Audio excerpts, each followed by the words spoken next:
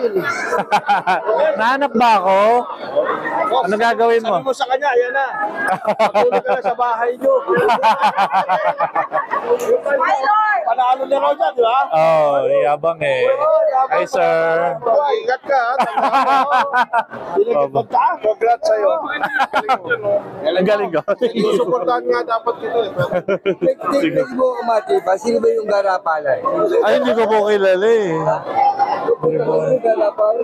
Huwag bigay mo kumara. Hi, guys.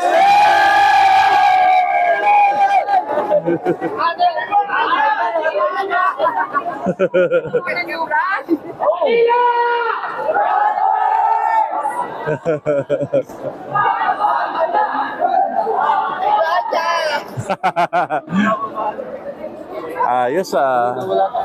Ayun na. Paalam.